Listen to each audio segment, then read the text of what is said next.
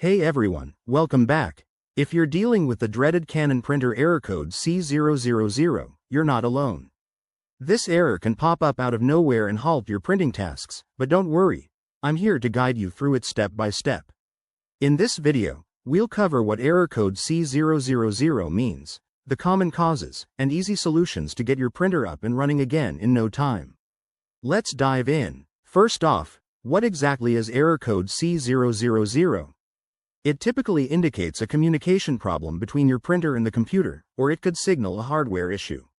This error is common in Canon models like the Pixma or Image Class series and often relates to how the printer processes data or connects to your device. If you've seen this code on your screen, it's your printer's way of saying, hey, something's not right. Now, let's talk about the causes.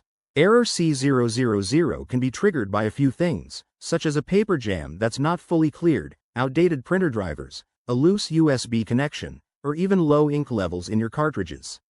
Sometimes, it's as simple as a software glitch from a recent update, especially with the latest 2025 firmware changes. Identifying the root cause is key to fixing it quickly. Alright, onto the solutions. Start by turning off your printer and unplugging it from the power source for about 30 seconds. This simple restart can resolve minor glitches. Next, check for any paper jams. Open the printer carefully, remove any stuck paper, and make sure all trays are properly aligned.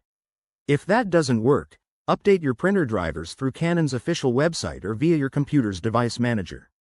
For connectivity issues, try using a different USB cable or port, and ensure your printer is connected to the same network as your computer.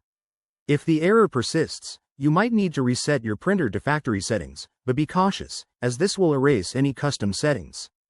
Go to the printer's menu, find the reset option, and follow the prompts. Finally, if none of these steps help, it's time to contact Canon support or visit a certified technician. There you have it. Simple ways to tackle error code C000 and get back to printing hassle-free.